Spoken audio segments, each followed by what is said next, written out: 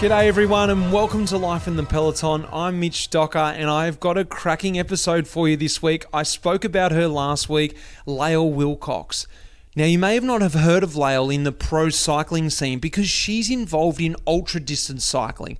And I'm talking about bike packing, but actually racing. What is an ultra distance cycling event? We're going to talk about that in the podcast. It's a self-supported event over long distances, anywhere from 300 kilometers right through to thousands of kilometers. There's events like the Tour de Divide, the Trans-America. You've also got stuff over in Europe as well. Here in Australia, there's things like Race to the Rock.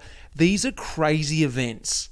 And I think it's so appropriate that we're talking about this because as you're listening to this, I will be just completing my ultra distance sort of tour event that I made myself really. I'm riding from my house in Lancefield all the way up to Wollongong and on to Sydney. And I should be rolling into Sydney right now as you listen to this episode. Hopefully things have gone to plan. A little bit about Lael. She grew up in Alaska. She graduated from university in 2008 with degrees in natural science and French literature. And at age 20, her boyfriend of the time, Nicholas Carmen, and her decided to tour the world by bike. She's since now married Rue Calladite, a photojournalist and filmmaker who has documented many of Lael's adventures. And in doing some research about Lael, I went and watched some of them. You've got to go and check them out. Now, ultra distance cycling is just another beast that we don't know about unless you've gone out there and done it yourself. And Lael is the queen of them. She's mastered that. I really had a great time talking to her and actually picking her brain because it was on the eve of my trip and I got some ideas about what it takes mentally, but also the little tidbits you can take out of it, how to pack, how to prepare for it as well, because it is really, like I said, a different beast. And guys, the best thing about this too is Lael is using Rapha just like me, but she's using it in a different way. And I was actually really interested to see how someone who does these day-to-day, back-to-back events finds wearing Rapha kit. I love working with these guys. I've been with them for, this will be the third year coming up. First made this change mostly for storytelling. They said, we would love to share your stories. We can change your setup. It used to be that my wife Rue did every part of the videos and now it's she can shoot, pass off the footage. And they do such a great job with that. And they told me they want cycling to be the most popular sport in the world. And I thought that's so cool because, you know, it's like I love riding my bike. I love riding just to get across town. I love racing. I love every aspect of it. And I do think any time you spend on a bike is never wasted. And I want more people to try that feeling. It's so good. So I said, yeah, let's do it. I think Rapha is one of the only cycling brands that makes a down jacket, which I always bring with me. That's something that I need for bike packing. But now they've kind of transitioned the whole Explore line to focus on bike packing, which first of all, I was like, you guys actually care about bike packing? This is great. I mean, you could use almost anything, but there are some like pieces of clothing that work better. You know, I have these Explore over shorts, no padding, perfect length, easy to ride in. I wore a pair for the Arizona Trail time trial I did in April for 9 days in a row, and they worked great. They didn't even stretch out. Best shorts I've ever had. I'm mixing between pro stuff, Explore, mountain bike line, just finding what works best. Well, as you know, this podcast is being brought to you this year by our proud partner, Rapha, and I found it so interesting how broad the spectrum of cycling can be and how well Rapha is covering it, whether it's road cycling right up at the World Tour, down to mountain biking when you wear that trail wear, to ultra distance riding as well, as we heard from Lael just then. Well, we're on the eve of the World Championships, guys. I am going to be doing some alternate commentary for Rapha there for Life in the Peloton. Stay tuned on the socials and I'm going to post up how you can hear the alternate commentary with Dan Jones and myself commentating the World Road Cycling Championships. It's going to be the first for me. It's going to be a bit of fun. It's going to be a little bit different, and I hope you guys enjoy listening to that as you're watching the race. Flick over to us and listen to us commentate. Well, have a stab at commentating the race. It's not going to be like a podcast, or maybe it could be something in between commentary and a podcast. I don't know. Like I said, it's going to be funny because we're not going to get it all right the first time, and I hope you guys are going to have a laugh listening to it. Well, guys, sit back and really enjoy this one because I love talking to Lael. We were speaking online but it felt like I was in the same room with her. She was a fantastic guest on the podcast, and I would love to catch up with her in person one time too. So guys, without further ado, I bring you Lael. Enjoy.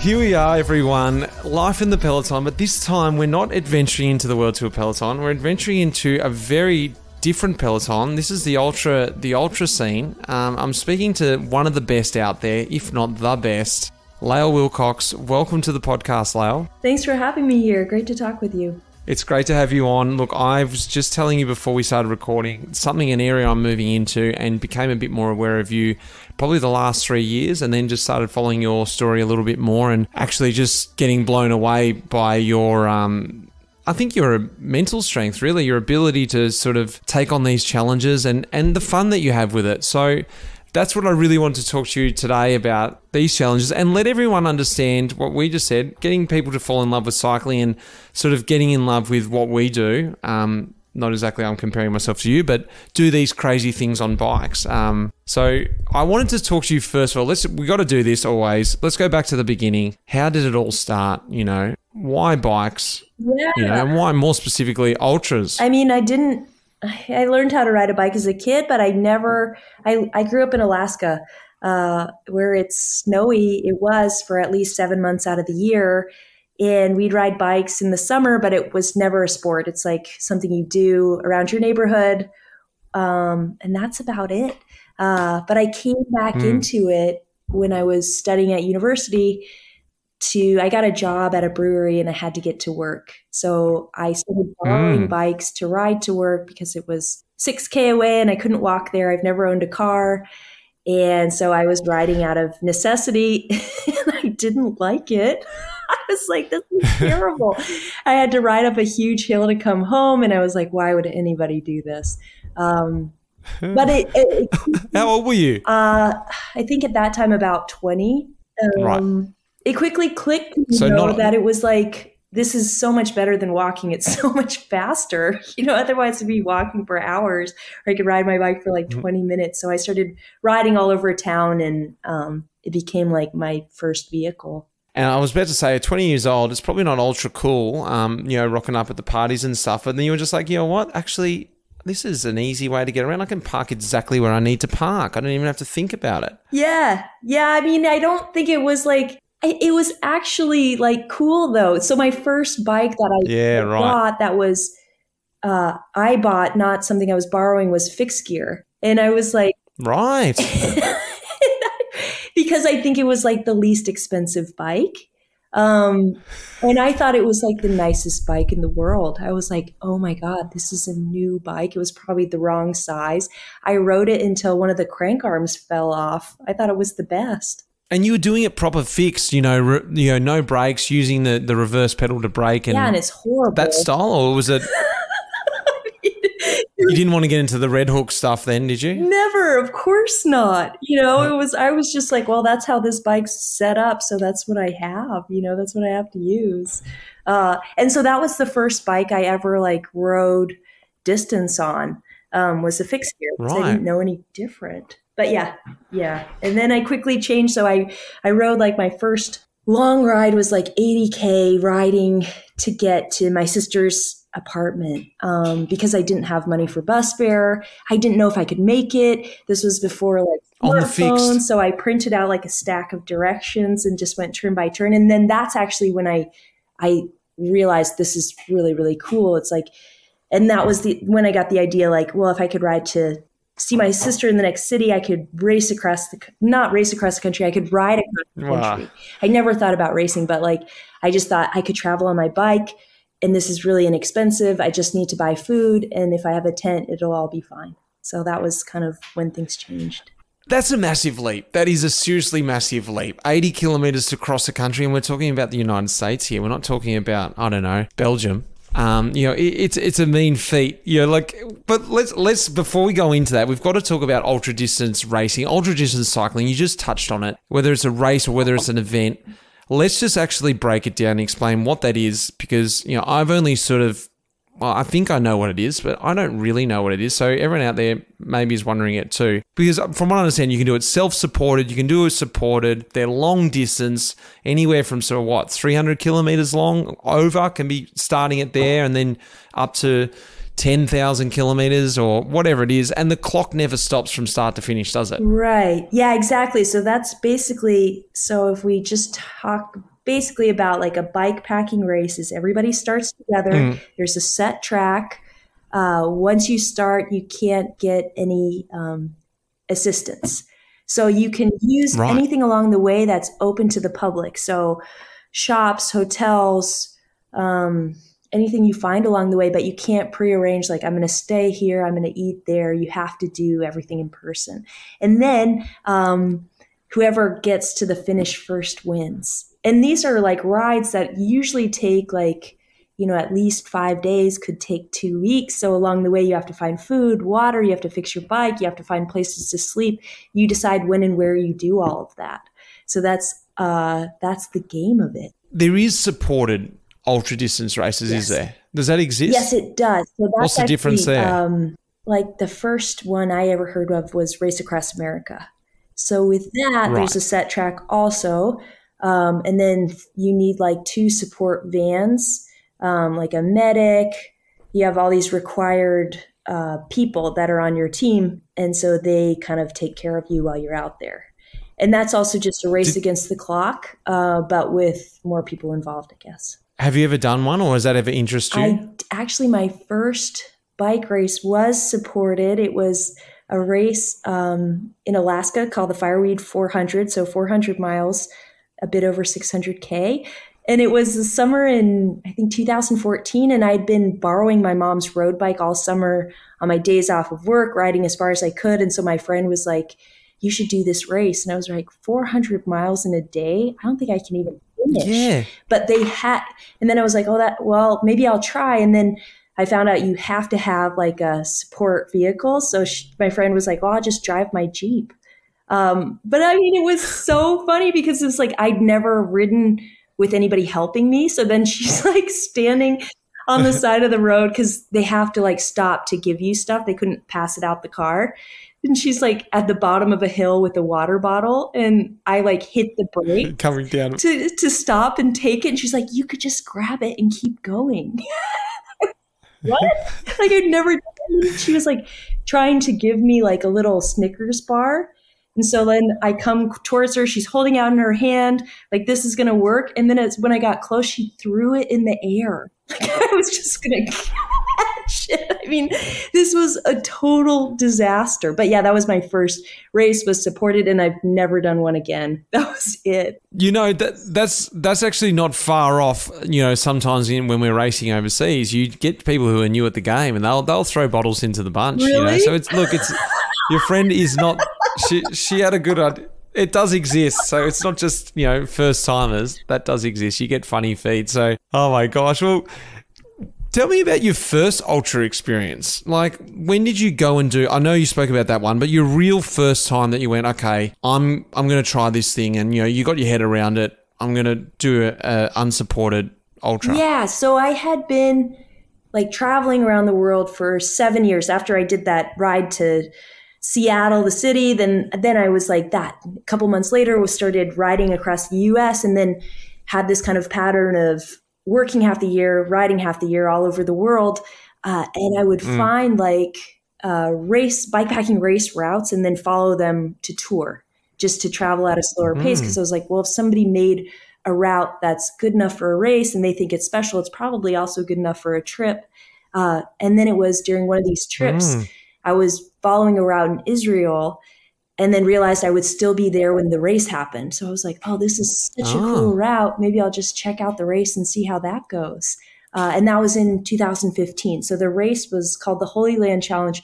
It's so cool. It goes from the north all the way like through Jerusalem to the Red Sea. So it's like ancient culture plus like all the modern stuff in Israel. And it was mountain biking. And I had like a hardtail with an 8-speed. It was really better than the fixed gear, but like a really bad bike. But I'd been traveling with it. And so then I showed up for the start line for that. And the race was like 1400K. And I was like, well, I don't know how this is going to go, but, I know I can ride that far. I just don't know if I can do it fast. And I just was excited by the idea just to see what I could do. Yeah. And then I show up, I'm the only woman. I have like this touring bike and running shoes. And all these guys are like, she's a total joke. Like, are you going to make it through the first day? And then by the end of the day, I was beating all of them. Did you get caught up in the game at the start? Like, I know you've probably got your own strategy now, but in the first ones, were you like you said, can I even go fast? So I can imagine myself on the start line going, well, I'm just going to follow the fastest person. Or were you confident enough to just go, no, I better ride my own pace? I just took off. I was like sprinting. Yeah. Yeah, that's what I'm imagining. But I mean, it was like, I didn't even care because I'm like, we have days out here. It actually, I mean, some people are always like, oh, well, your best result is if you just really take it easy. But I'm like, that's so boring. You have so much energy and you're so excited and you'll never be fresher. I feel like you should just ride however you want and then deal with it 3 days later. I mean, like at that point, you're not going to be riding as fast. You won't have that opportunity. I just took off and it was so fun. But I just kept riding through the night. So at this point, like you're starting to get your head around it. Like I'm starting to think now, why do these races? Is it to win races? Is it to break records? Like I guess because, we're going to go on. I want to talk about a couple of specific ones, that you've got records for and just iconic ultras. But what's your idea about them in these early days anyway? I'm sure you probably got a different opinion now or maybe not. Why go out and do these races? I mean, it was actually, I think I've been kind of like, I have these, when I get this idea, it's like the most urgent thing in the world for me. So then like I wanted to ride across the country. So that's the next thing I have to do. And then when I was lining up for that race in Israel, I was like, okay, if this goes well, then I want to fly home to Alaska, put together a new bike, ride from Alaska down through Canada to Banff, take a week off, and then race the Tour Divide, which goes to the Mexican border. So I already had this like idea and I knew it would like the time frame would fit. And then I was like, that's what I need to do next. And then I started looking like at the women's record of the Tour Divide, and I'd never raced it, but I toured parts of the route and I knew like it's not technical, it's dirt roads. And at that time, my friend had the record and she averaged like 145 miles a day for 19 days, which is a long time to do something. But I was like, I'm averaging that distance on single track. I could definitely do it on dirt road. So I already felt like really confident that I could break the women's record. So that was also one of my goals. But at that point, I didn't like look at the overall record, which is something that I've like focused on more later, realizing like women have such an it's not really like a gender sport. It's like everybody shows up with their skills and then we don't really know how it's going to turn out. So I think like now I'm super excited about that because like it's one of the only sports in the world where men and women can compete against each other. Like that rarely exists. We've got to put Tour Divide in perspective, and you can probably tell it a lot more than me because I've only done a little bit of research about it. It's like through the Rocky Mountains, isn't it?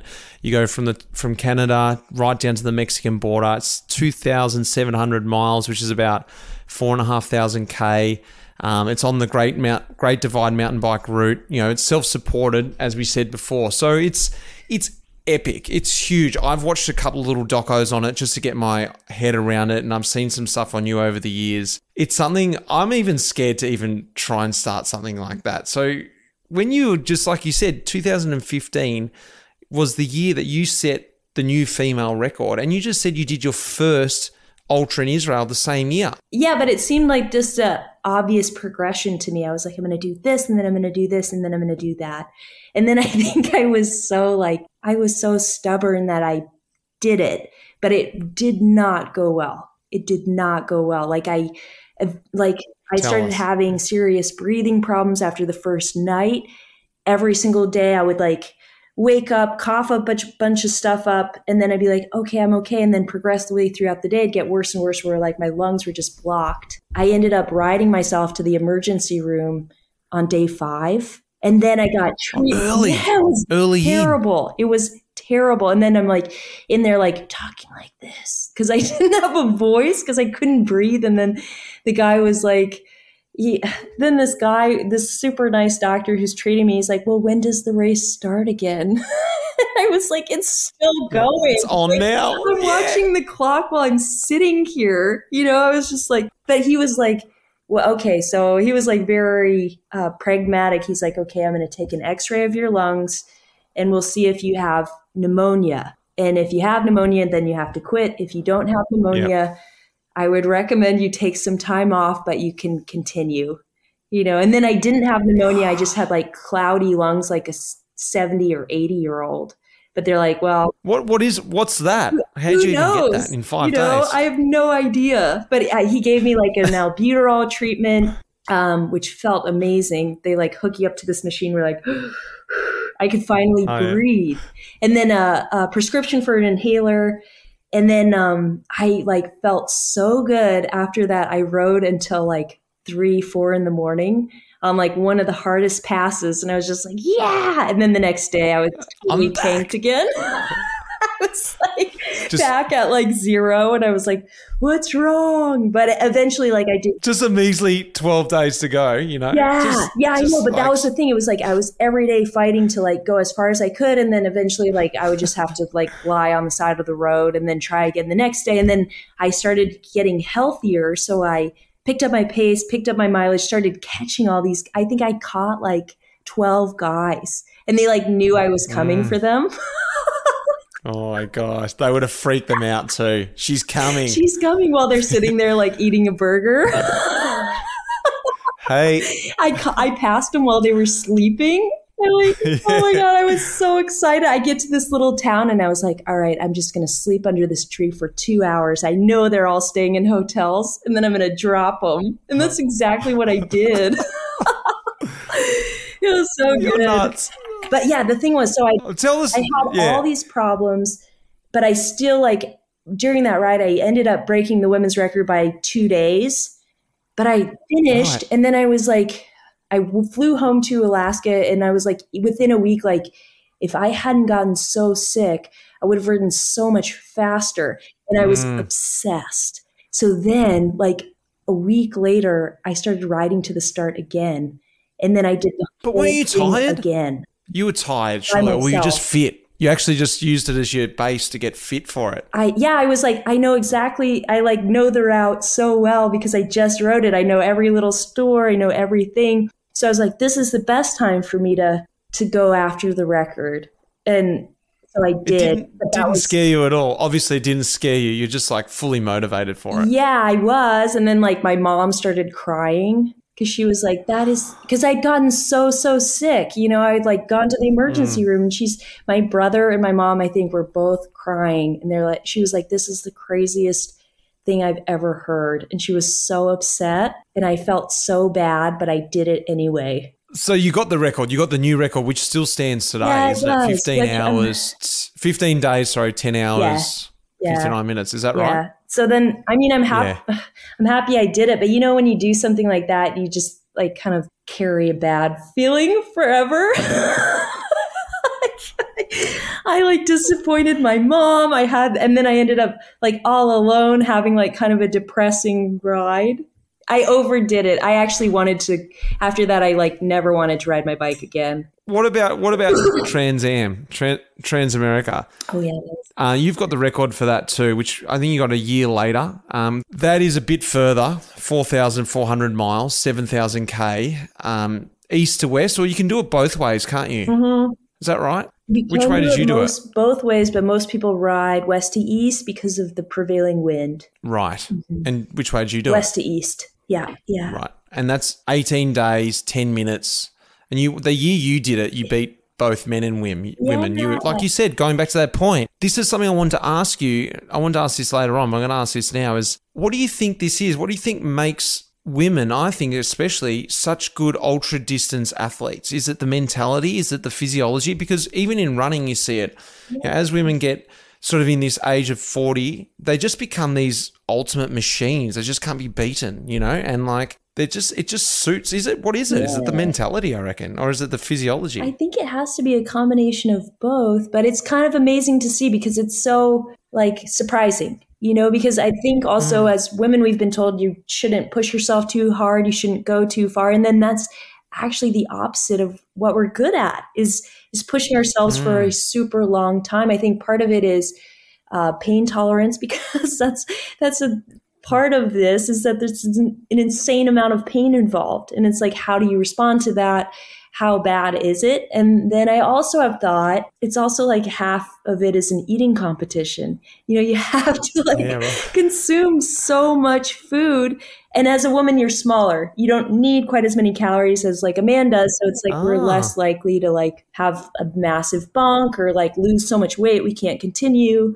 I think that's part of it. And then otherwise, I really don't know. But I do think it's it's fascinating because like, yeah, it is. You've also come to this like, oh, this ultra distance, it's the hardest race in the world. And then it's like, that sounds so kind of like macho, like a big, strong man's going to do the best. And then at the end, it's like this like little woman wins, and then so I'm like, I love these stories. Like I heard one about a woman runner in the UK, and she set an outstanding record, I think maybe 6 months after giving birth. Like stuff like that. You're like, how is that even just giving the perspective? possible? She's got the perspective. Yeah. So I think like that's what keeps me motivated, is that it's still so surprising that women can accomplish these things, because they don't believe it either. They don't even think they have a right to be at the start line. But then when bikepacking, you don't have to qualify for these races. Anybody could show up.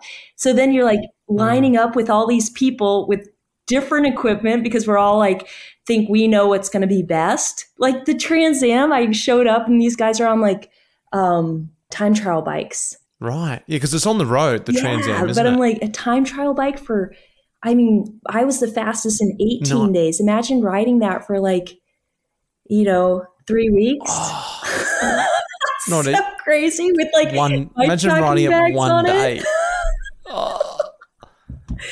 But it's cool. It's like, that's so exciting to see who shows up, what they bring, and then like how it plays out, like from day 1, day 5, day 8 to the end. It's like, you just don't know what's going to happen. I broke my seat post on that race. Like all kinds of stuff happens. One lady, like somebody stole her bike on the first day, and then she had to go get a new one. And she still just completed. She's only one day behind. And then she just went and got a new bike and went out and did it. What about the bikes? Because you spoke about before, like, you started with this just whatever bike, the fixed bike. Then you just got this shonky mountain bike. And probably at the time you didn't really know anything different because it was just a new bike and it felt good. Now you got, I guess, the knowledge and you would have to. You know exactly what you want and you'll go out and get what you want. But over those years, has it taken time to really develop that, or you got that knowledge pretty quickly from just hanging out in that crew and realizing, you know what? I worked out after about 2 days, I need to get a way better bike or whatever it is, Yeah. Well, I think like some of the bikes, like I think in 2015, I like went home and bought the best bike I'd ever thought of. And it was like a nice carbon hardtail. And then that bike is basically exactly the same as it was, 2022, it's still the same bike and it's still just as good. I'm like, this bike is awesome. I'm going to like do a race on this, basically the same bike next week.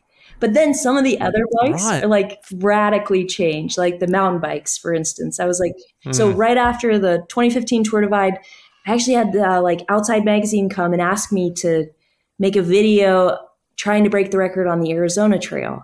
And I was like, I'll do it, but I need a different bike, because I've like ridden part of it and I was like, I need a full suspension bike and I don't have that. And so then they're like, what full suspension bike do you want? And then I was like, well, how about this specialized cross-country race bike? Because I didn't know any different. I'm like, that's like the best mountain bike in the world, Yeah. And then, of course, it was like the best bike I'd ever ridden. But then that took a little more time to realize, like how much suspension do you want? Like what features do you want on a mountain bike? And then those are like changing every year, where they're like totally different bikes. So I think, some of them are changing more than others. And then I always am like, want to try something different. Like I think I know, I like raced like on like an enduro bike once for like 500K. Oh, yeah. And I was like, this is going to be the best.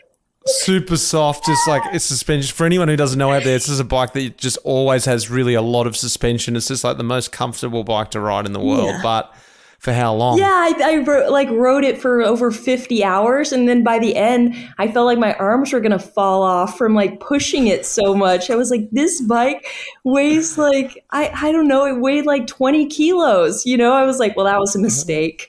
But you think, you know, and that's also kind of like the fun of it is like, you think you know it's going to work. And then you get like halfway into something and you're like, that was a huge mistake. Like, oh, I should have brought a sleeping bag. Now I'm freezing.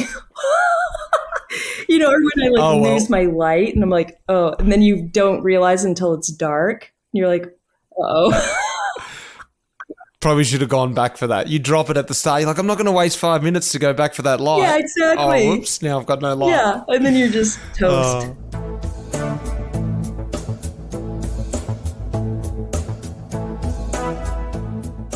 Now, Lael, you got to tell me about quad lock because this is something that I've just started to use. Being a pro before, I had no use for it. Well, I didn't think I did because I just had my head unit. I just had my head down. I was racing.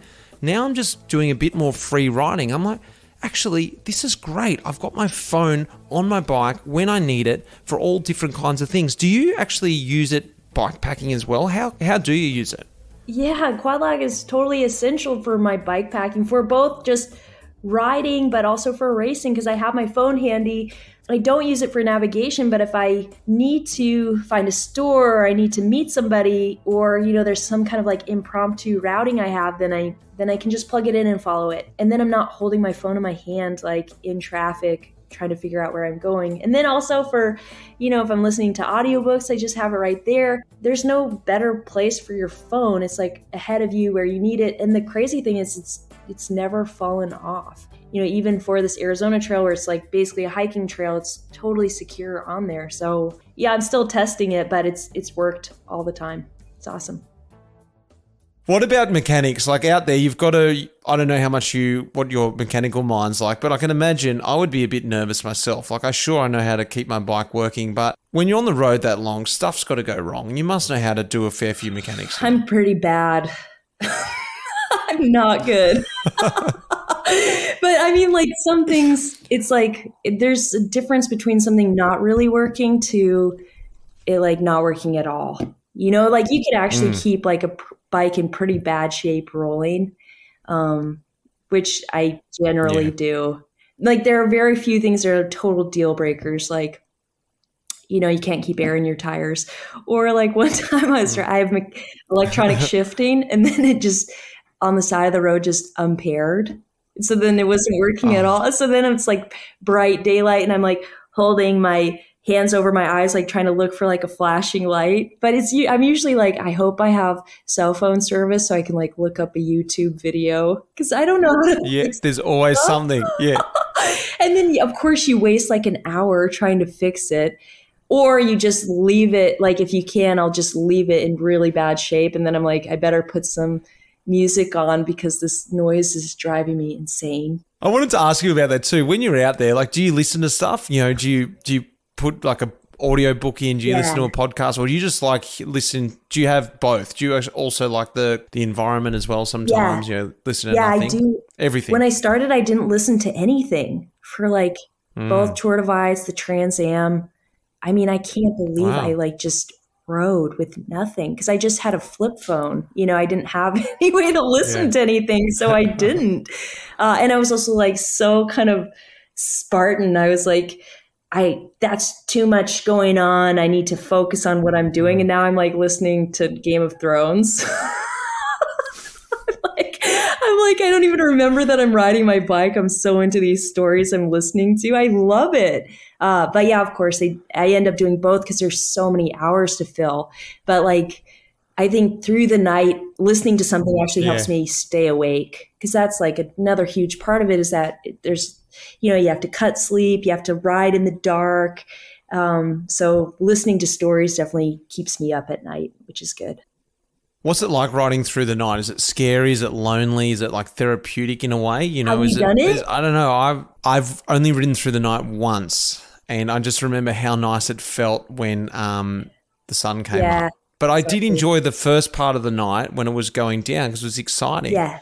But then there became this loneliness of it for me. But Anya, look, like I said, it was only a 2-day trip, and I decided to go right through the night to test it. Yeah. But I haven't done it then and then again when I'm tired and completely fatigued. That's cool. I think like everybody should try it because it's weird. It's kind of a weird feeling because you're also like mentally, you're like everyone else is resting, and then you imagine them at home in their beds, all warm and comfortable. You're just out in the dark. But I don't know. Is that a good thing though? I think it's still worth trying. I mean, now I don't love it, because the other thing is like your speed always slows down in the dark because you can't see as well, so you can't ride as fast. And so it feels like inefficient. I'm tired, but I do love the sunrise. That's probably the best part. And because you see like every moment of it and you've been waiting for it for so long. It's nice to ride ride through the night in kind of a summer place because it's not as long. I think like when the nights are like 12 hours long, you're like, oh, this is going to be like a really long time to be out here and cold. Can you tell me a little bit about the Nevada Divide? Well, I think it's called that, but the race in Switzerland, like it's essentially it's not that long. It's like when you were talking about those other ones, it's 1,000K, but really like a lot of climbing. I just watched the doco on it just last week when I was doing some research on you. I was like, oh, what's this little race? It looked like a really tough race, and I love the race between, I've forgotten his name now, the guy who won it. The race between you and him, and like he was so nervous about you. He's just like the nickname he gave you. What were you called? The Mad Max's wife or something like that. It was so great. Tell me about this event. Yeah, so that's now it's called the Hope 1000, 1,000K across Switzerland with 30,000 meters of climbing. It's a total beast, but it's beautiful. I mean, Switzerland, there's no other landscape like it, just these rugged Alps, but it's not high elevation, so it's easier to breathe. And then, I had a friend that puts on this race. Actually, this guy that hosts a race just wrote me like a one-line email that was like, hey, you might be interested in my little race in Switzerland. I looked at it and I was like, that's a beast. I was like, yeah, I'm interested, but I can't afford to go over there. And he was like, well, how about I buy you a plane ticket? And I was like, oh my God, I felt like I won the lottery. I was like, I get to ride my bike in Switzerland. And it was so cool. Then I show up to this guy's house like a month early. And then he was like, yeah, you can just come live with me. And I was like, oh, and his wife. And then I thought like, maybe I'll spend a day there. And then I basically like ended up living there with him and his wife. She makes Rue, my wife. We were just dating at the time she came, and we would just have like, family meals with them. Like we had like a Swiss family all of a sudden. So I actually got to like, Willie sent me out to just ride the whole route before the race. He was also like, you can also check and make sure everything's in good shape. So I knew the full course before the race, and I knew how hard it was. But, and so then I lined up. Is that a good or a bad thing? Good. It's really good to go ride the route before, because then you also know all these little towns, you know where the store is. Like I had in mind, like for the first night, I was like, I'm going to get to this little hiking shelter and sleep there. So I had like a goal, but also it's good for like your overall time. It's faster. It might not be as much fun though, because it's like so much fun to like ride something for the first time. You get so much energy from seeing something new. You're like, wow, I didn't expect that. But for results, it's definitely better to pre-ride it. What is the preparation like? Because like, do you go out and do like training per se, or do you just more ride? Just ride. Like, would you train for something? I mean, this was great doing this pre-ride in Switzerland, because then Willie like gave me just like a paper list of phone numbers of his friends. And then he's like, call this person and stay at their house. Just ride to his house. Which I did. And then like half of them didn't even speak English. I was just like, he's like, just knock on the door and say the password, Willie Felix. Which I would do. And then they're like, oh, okay, Willie Felix. And then they'd like bring me in, show me my room, show me like the dinner table. We couldn't like even interact. It was like, so weird. And you just go on your way the next day, or you'd hang out there for a bit? Then I would just leave. They would be like, hand me like a little lunch bag. Here's your sandwich. Oh God. I was like, this is such a weird thing to do, but like Willie has the plans, and I'm sure he called them and explained the situation. I mean, it was also fun, but and then I would like see them. They'd like come out during the race when I was coming by just to wave. But it's like we're old friends, but we've never had like a conversation. You had a full fan club that whole trip. That's why you're probably flying through Switzerland. Yeah. Oh my God. Yeah, it was cool. It was so much fun. That was also, that video was the first video Rue and I had ever made together. So that was cool. That was like kind of when we transitioned from, Rue had worked at newspapers. I was just working at restaurants to pay for this stuff. And then I had a sponsor that was like, hey, if you, I pitched to a sponsor, like, we can make this video together. And then, so we changed from like just working regular jobs to making this work, just sharing stories from bike packing, which was really cool. We had no idea what we were doing though. I mean, like, so we go to Switzerland. The plan is to like shoot most of the video before the race. And then on the second day, we're riding with Willie, and Rue broke both of her elbows. She crashed. And then we were like, can't even hold a camera. What are we going to do? Like you always have like a great plan, and then it never works out. But what did she do? Ultimately, like, Willie was like, my friend Evo will drive you in the car during the race. And that's what they did. It takes like maybe 4 weeks to heal elbows. I mean, she couldn't even like hold up, like, she had to have like straws in all of her drinks and just like lean over to drink. Like, she couldn't. I had to like feed her yogurts. Oh God. I mean, I don't know. This whole Switzerland trip was just like, what are we doing here? But it was also so much fun. So it worked out. And then Rue made this really nice video with my brother's music. And then after that, we're like, this is something we could do. We could make videos together. And that was in 2018. Yeah. So we've been kind of doing that since. What's it like actually doing an event then, and when you're getting filmed? Because you're still trying to stay and move and whatever. There's no like, okay, wait, we didn't actually get you on that climb. Can you just flip it around and come back up different angle? We want to put the drone up and all this stuff. There's sort of, you're trying to do your thing, but you also want to do a good video. But it's that hard dynamic. What's it like? Well, I'm not doing it twice. Not going to like make it any easier for Rue. Her job's so much harder because she'll get to like a beautiful spot, and then she'll wait for like 3 hours for me to come by. And then it turns out like I stopped to sleep in a field like 5K before I got there. Like stuff like the light goes, there's no light left. Exactly. Yeah. Or like, and then I always hear all the stories afterward about like, when I flew, like rode by and like she was doing something else and missed it, because that's like so much harder. But that's the thing, is like capturing these races is like getting access to every part of the course too is hard, because it's like often remote on single track trails. It's like it's hard to get out there. So, but that's Rue's job to figure it out. I'm like, I'm just racing. I'm just going to do what I need to do. What are the people like who do these events, like the crew, because you spend a lot of time with them, sort of, and you get to know them because they're almost the same, not always, but at the top end, the same sort of people searching out these obscure events. And of course, you and Rue are creating these documentaries around them, and so you're going to probably talk to them or whatever. What are they even like? Are they friendly people? Is it a good crew? You get to know them after a while? Is it a bit of a weird mix? It's a mix. I mean, most people are friendly. The good ones are like just excited to be out there and see what happens. But then, of course, they're going to be like more like type A people who are like, I have to maintain consistent power for 2 weeks. But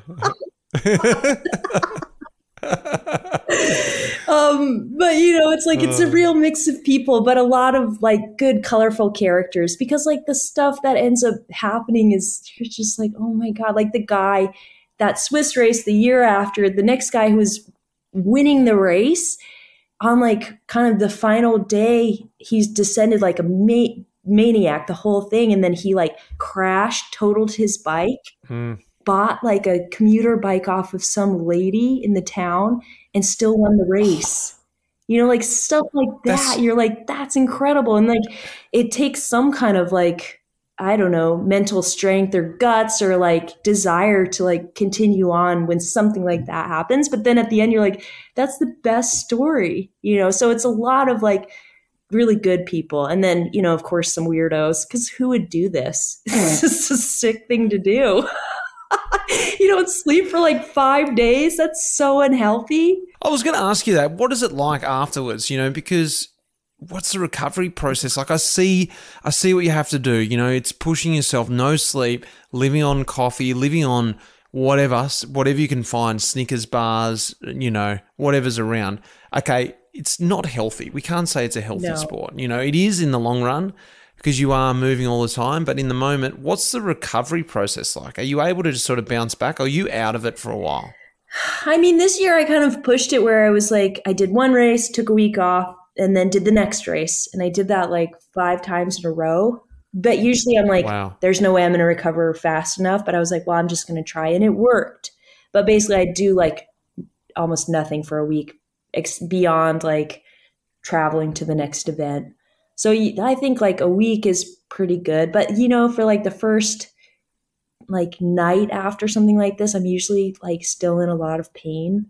Like it'll wake me up in the night, especially this year, like my hands were like so messed up. So that's like even being able to like, it's like all you want to do is sleep, but you're in too much pain to sleep. That's pretty bad. But then by like 3 days later, I feel pretty good. And, you know, I'm happy to rest a bit, but I haven't done like a super long one, like the Tour Divide for a couple years fully. The recovery was the longer the race, the longer the recovery. So these races that take like 5, 6, 7 days, like, oh, that's a sprint. I can do another one a week later. No problem. It's all about perspective, isn't it? Yeah. You know, like once you've done something bigger, you come back and it feels okay. Sorry, go. Well, I think your body remembers too. Like physically, you're like, we've been here before. We know how to like fix ourselves and then like move on. You know, it's like, it's not so shocking if you do it consistently. Everything becomes normal. It's a big question. Maybe it's not hardest moment or the hardest moments when you feel it. Maybe there is one where you go, you know what? It's just, I know it straight off the top of my head. What's that one where you go, oh, that was the hardest moment I can remember? Man, I feel like every race has some like surprise. Yeah, that's what I mean. There's hardest, like, so there's probably a lot. Like Tour Divide not breathing, that was terrible. I did this race in France called the French Divide. In the first like 100K, this other racer crashed into me because I think he was nervous and he ruined my rear wheel. And then I still had like 2,000, like 300K to go with like I ended up like smashing the wheel into the sidewalk to like kind of straighten it, but it was like shaking. Oh no. For like the next 10 days. You know, and then I'm in France. It's the weekend. It's through remote country, no bike shops. Nothing's open there ever anyway. So I couldn't get it fixed.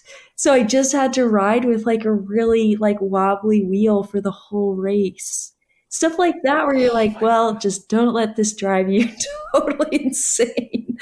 Oh my God, this summer I raced in Spain. It was 1,400 kilometers in Catalonia.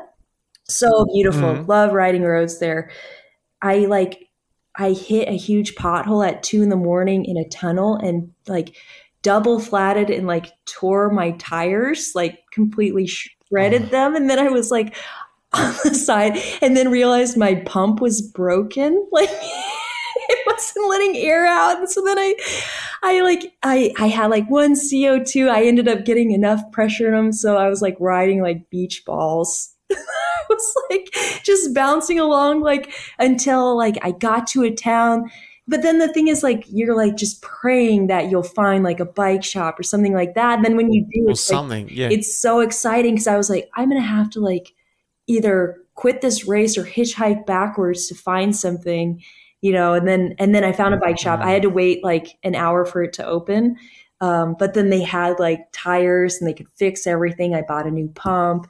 And I was like, oh, thank God, this is so much better. But it's always something. And then you're like, you're just cruising along. You think everything's going great. And then you're like, my tires are shredded. What am I going to do? My pump's broken. Like everything's going wrong, like all of them, like, and I'm like, you feel like such an idiot because you're like, I've slept like 2 hours in like 2 days and now I can't sleep at all because I'm like madly trying to fix these shredded tires in the middle of the night in this creepy tunnel.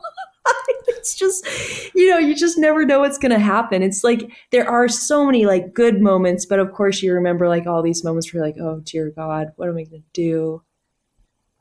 Do you have these meltdowns? Like, oh, clearly you do. How do you keep yourself together? Well, I think I'm like, well, what am I going to do? Just cry about it, Yeah. and then waste an hour crying, and then I still have to try to fix it. So I'm exactly. like, well done. I try not to worry about like how much time I'm losing. I'm like, just focus on the problem and try to fix it. Because also the thing is, you're also like not going to do the best when you're sleep deprived trying to fix this stuff. It's like you just try to like make some kind of solution and then move on and not, or like riding, like making wrong turns, missing, like riding the wrong way for 10K and realizing you just have to turn around and go back.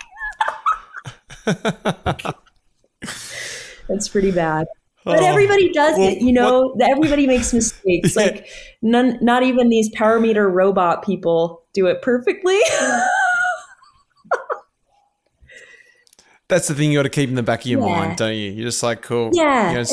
I hate to say that saying, slow and steady wins a race, but you make these rash decisions to save like a minute here, a minute there. Right. It's like you end up going the wrong way. Yeah. Or you're like, just like feeling so good, descending so fast and then crash.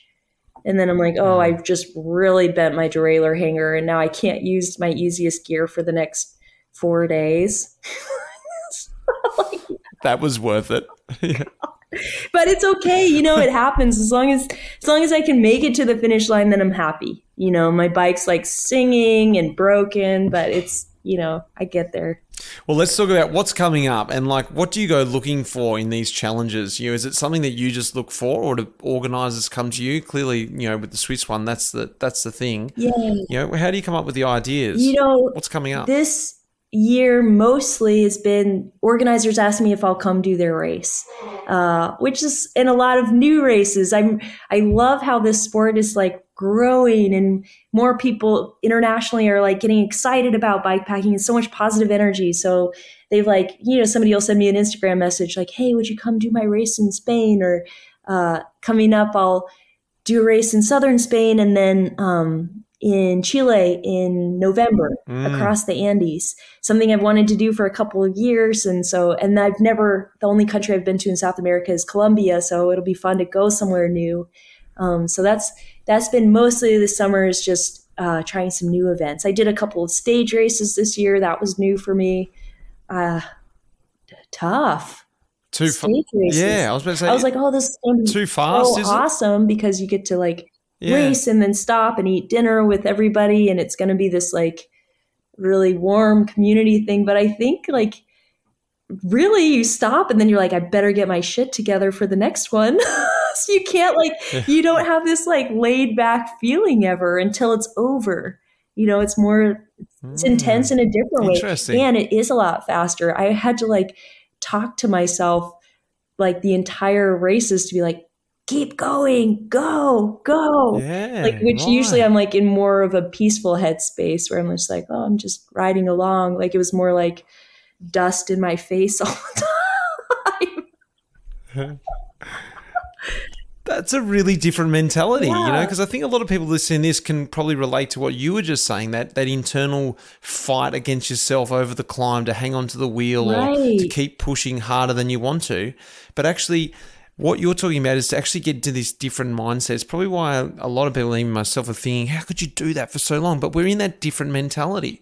We're in that, like you said, the power meter mentality, trying to keep up with whatever level we said, rather than just accepting and being in a peaceful mindset and cool, I've just got to ride. Actually, when you feel good, you're just rolling it faster. And when you don't, you take off a bit of speed and keep moving. There's something so nice about that. And you spend you can't draft. So you're like often kind of alone looking at like the beauty of the world and having all these different thoughts and going through things. Like there's endless time for it, And then when you do feel good, you're like riding fast and feeling great. And when I feel really bad, I'm just like, well, it won't last forever.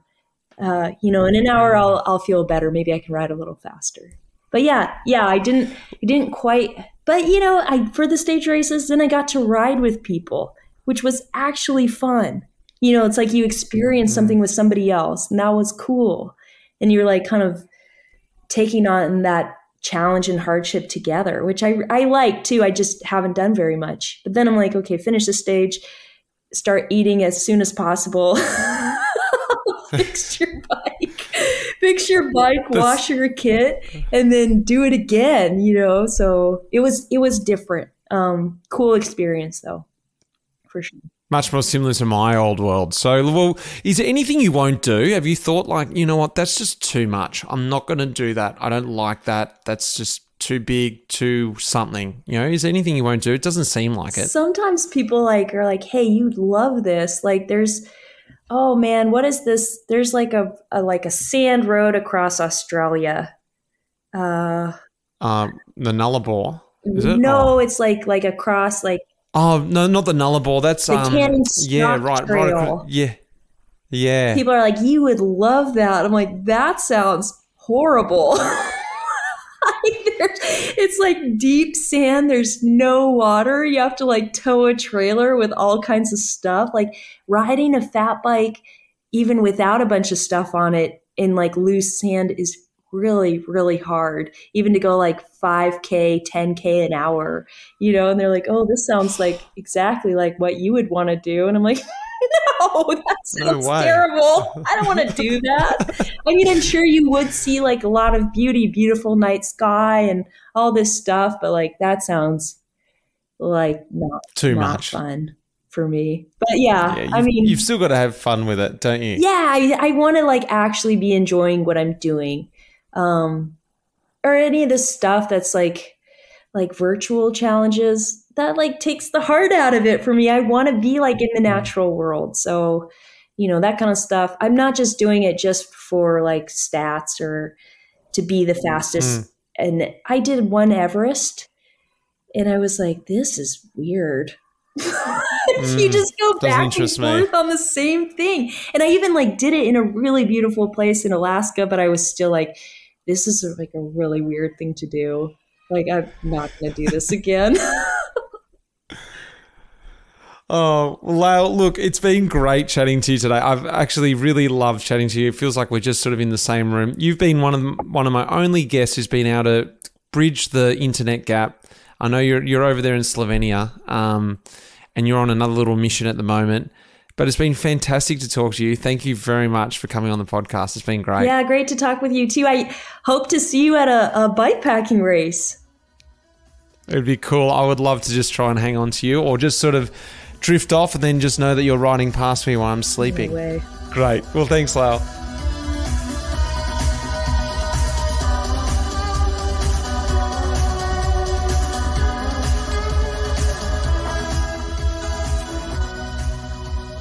Well, did you learn something there? Like I said, how could you not like Lael? She was just an amazing person. And it's hard to understand how she can get so nitty and gritty out there and do these ultra events. Such a kind, likeable person as she is. She just gets out there, gets it done, and enjoys time on the bike. I love talking to her, like I said before. Of course, a massive thanks to our proud partner, Rapha. They've been great helping us put together these episodes this year. Will Jones, who's helping me edit and piece these episodes together. But of course, Lara, behind the scenes, as always, helping out too. Guys, like I said, the alternate commentary, it's just around the corner. The World Championships are just a few days away, so look out for us on how to stream that. We're going to post that up so you guys can get the link, tune it into your TV, and listen to some alternate commentary. Well, guys, until then, until next week, I'm Mitch Stocker, and cheers.